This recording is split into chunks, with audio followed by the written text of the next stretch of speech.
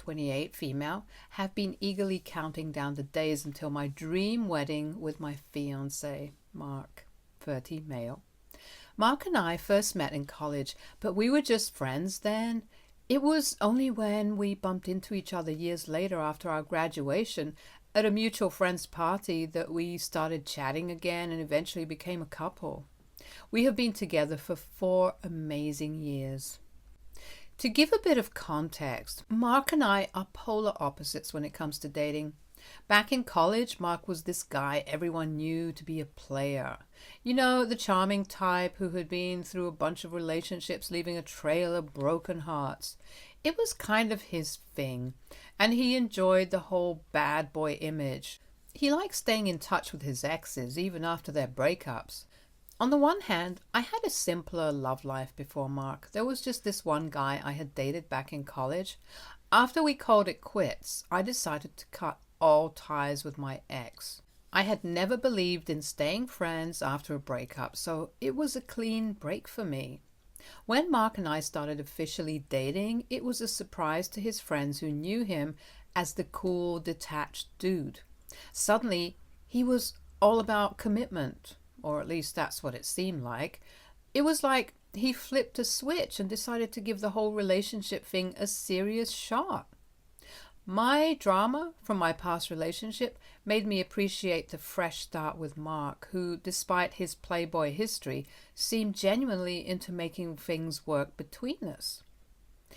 We did have one minor glitch in our relationship, though. I remember 6 months into my relationship, a woman had tried to reach out to me on Instagram saying she wanted to tell me something about Mark. I was a bit hesitant, but decided to hear her out. She revealed that Mark had initiated inappropriate conversations with her, asking for explicit photos. I was taken aback and immediately confronted him. Despite his attempts to lie his way out, I stood my ground. Eventually, he confessed, blaming it on being intoxicated, and pleaded for my forgiveness. It shook me to the core, and I contemplated ending the relationship right then. However, his persistent apologies and tears made me reconsider, and I reluctantly warned him against repeating such actions. Beyond this incident, our dating life for the last 4 years has been joyful. We shared laughter, built memories, and faced life's ups and downs together. Mark always surprised me with thoughtful gifts and planned romantic dates. Our connection grew stronger, and despite the rocky start, we found comfort and happiness in each other's company. The incident became a distant memory as we navigated the complexities of life as a couple, and for a while it seemed like we were on the path to a happily ever after. 2 months ago, Mark proposed to me while we were in Africa. The proposal was a moment straight out of a romantic movie.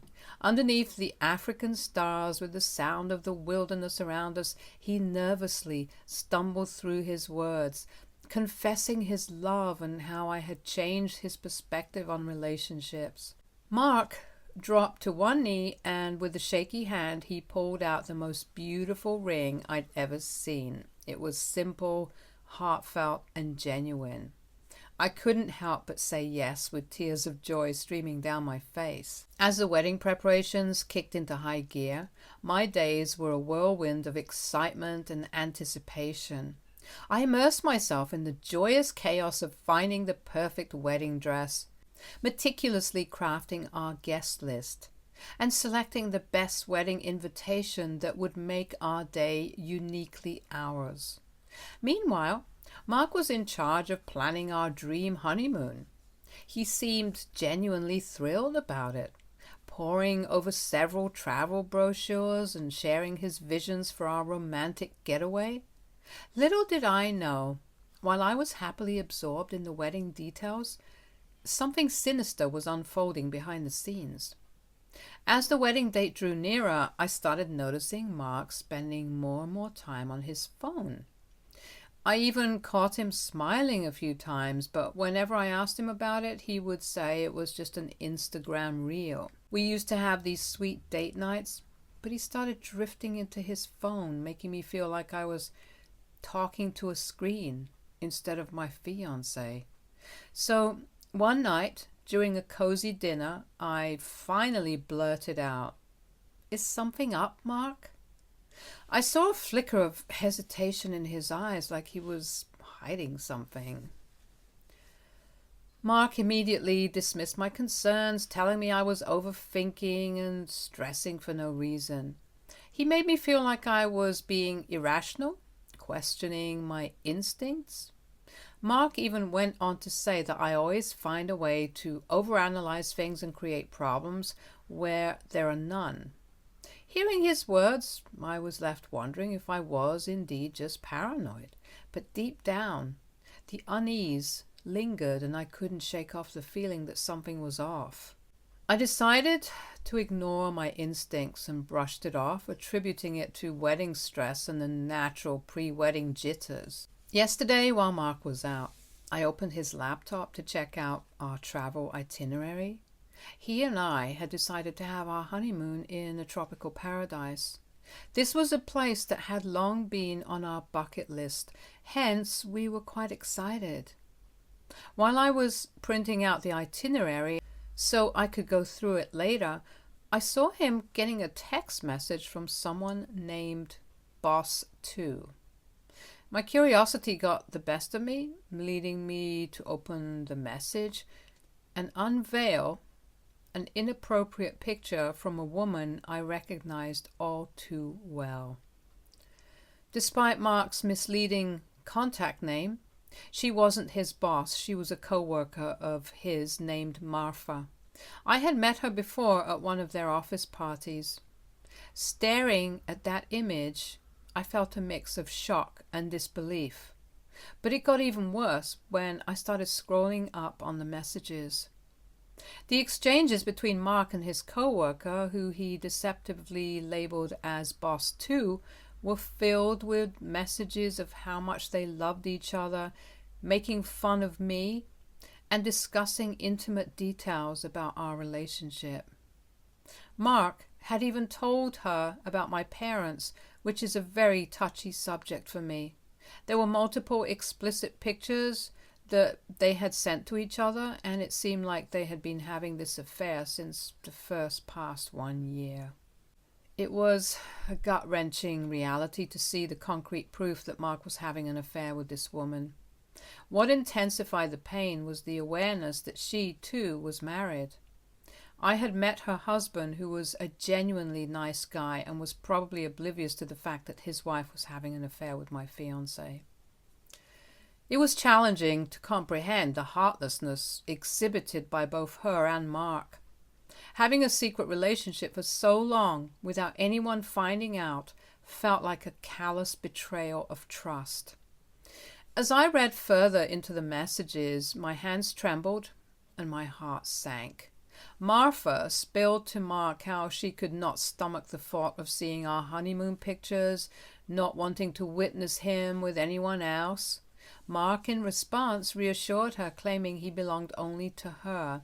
So those pictures meant nothing.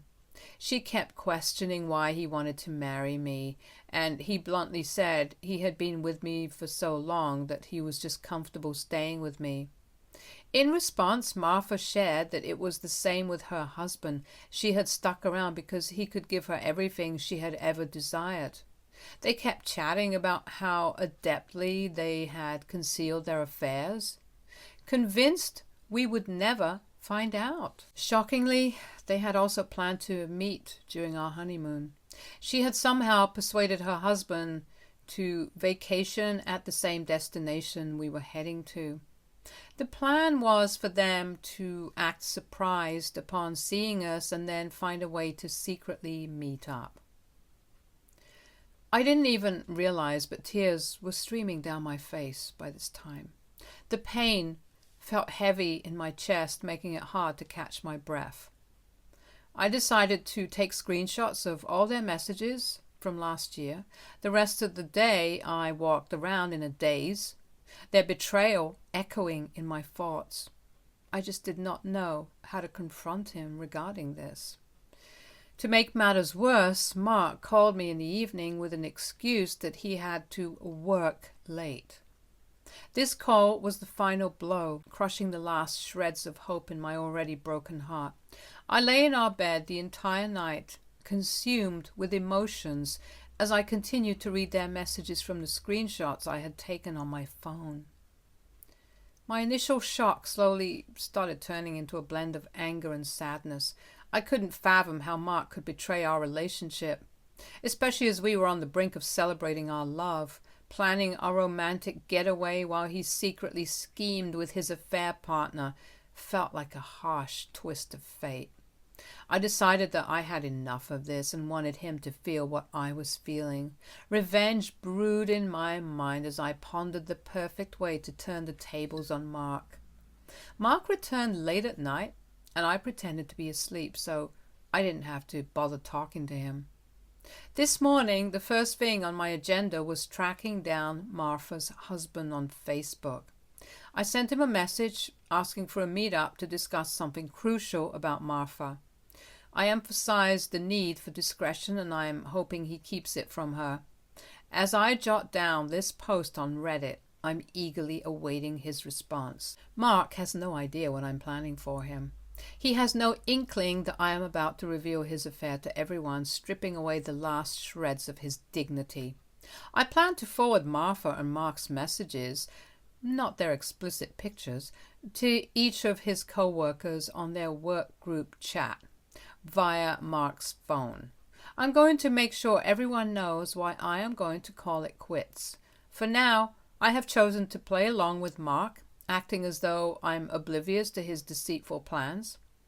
So, Reddit, do you think my plan is taking things too far?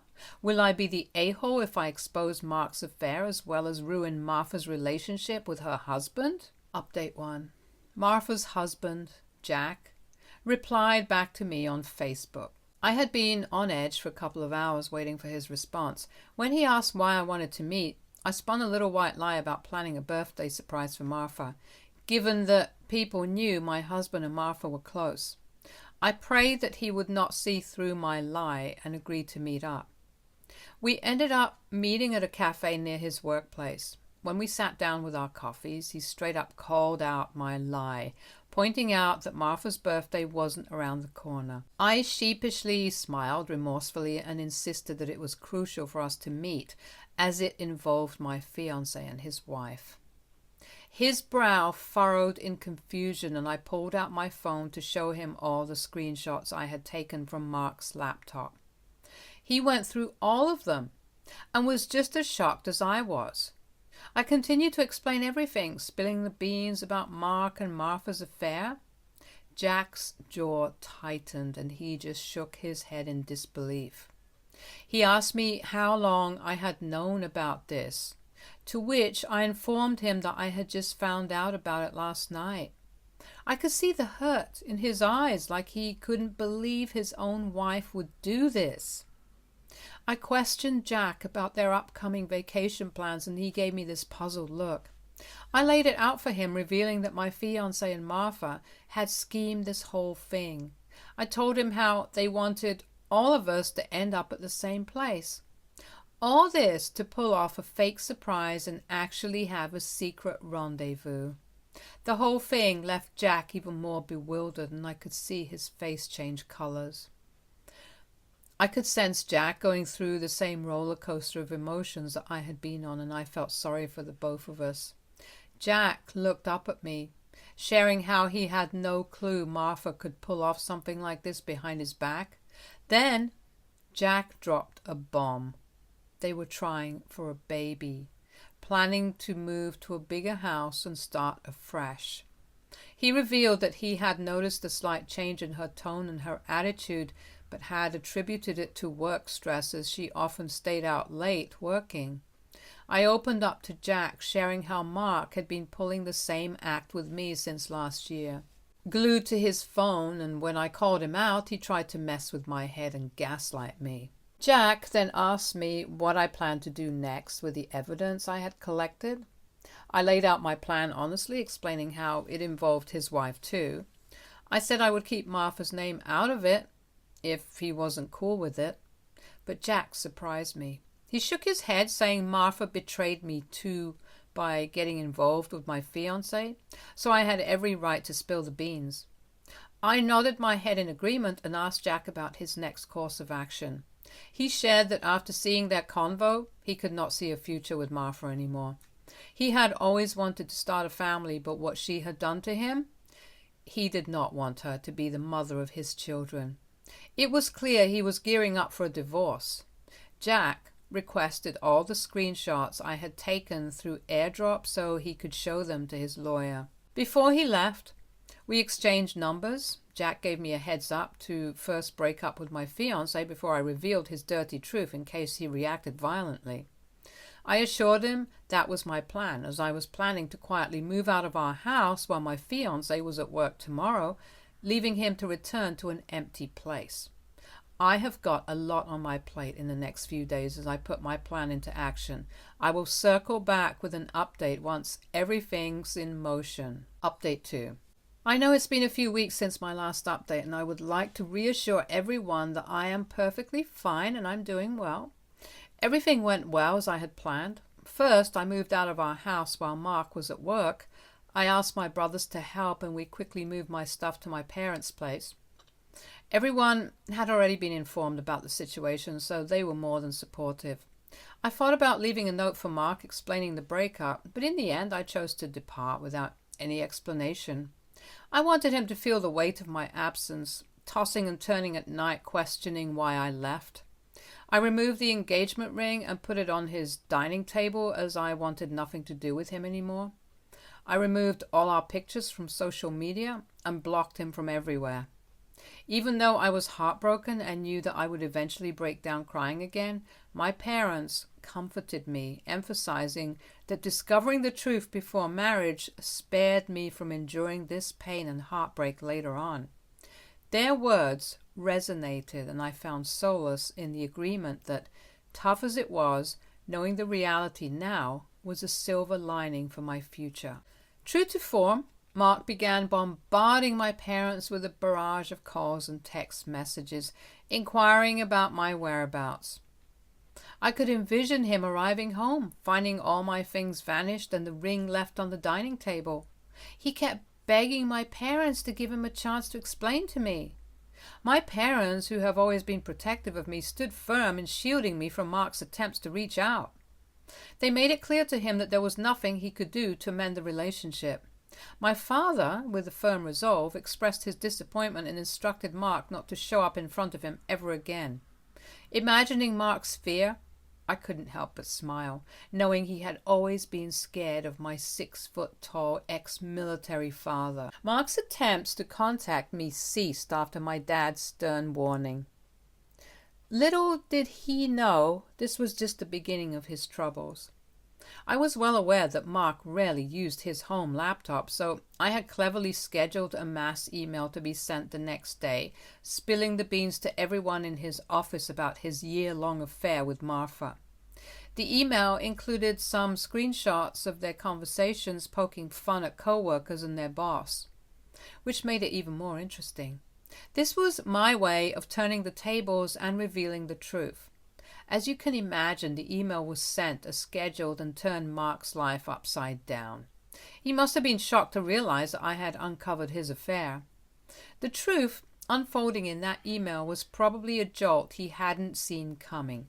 His co-workers must have been shocked and in disbelief as well after opening the email and seeing all the screenshots. One of his co-workers, Sarah, who had been my Facebook friend for a long time, took the initiative to reach out to me so she could check in with me. It was she who informed me that the explicit content of their conversations, especially the mockery of co-workers and the boss, had them questioning Mark's character. Mark's boss, upon discovering the extent of the inappropriate conversations about her, was understandably furious. The revelation came not just as a personal betrayal to everyone, but as a professional scandal that shook the entire workplace. Mark, desperate and fuming, reached out to my parents, but the damage had already been done. The email sent from his own laptop left him with no way to prove I was behind it. The explicit discussions about co-workers that Mark had engaged in with Martha were now coming back to haunt him. The news slowly spread like wildfire, and the professional fallout was severe. In the days that followed, Sarah kept me updated, sharing that Mark faced the brunt of the boss's wrath. The shunning within the workplace intensified, with colleagues distancing themselves. Mark and Martha found themselves isolated in the aftermath of their exposed affair. The ultimate blow came when the boss, deeming their actions as professional misconduct, decided to terminate both Mark and Martha.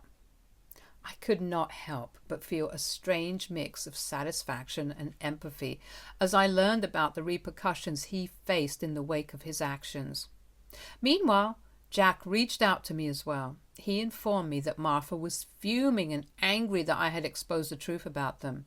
He, in turn, gave her a dose of reality by serving her with divorce papers. She must have been shocked, especially given the workplace drama she was still reeling from. Fuming and taken aback, she tried reaching out to Jack, demanding an explanation and a chance to salvage what was left of their relationship. However, Jack, unwavering in his decision, stood firm. He cited the betrayal revealed in their conversations and the affair with Mark as the breaking point.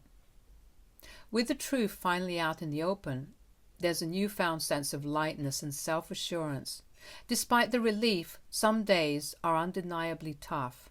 There are moments when I find myself sitting in my washroom, tears flowing for hours as I grapple with the emotional weight of my breakup with Mark. It's a process, a mix of healing and confronting the pain, but transparency has become my anchor in navigating through the storm of emotions. Update 3. It's been 3 months since my last update, and I want to express my gratitude to everyone who sent supportive messages during this challenging time. Though I may not be able to reply to each one, please know that I've read all your messages and your support means a lot to me.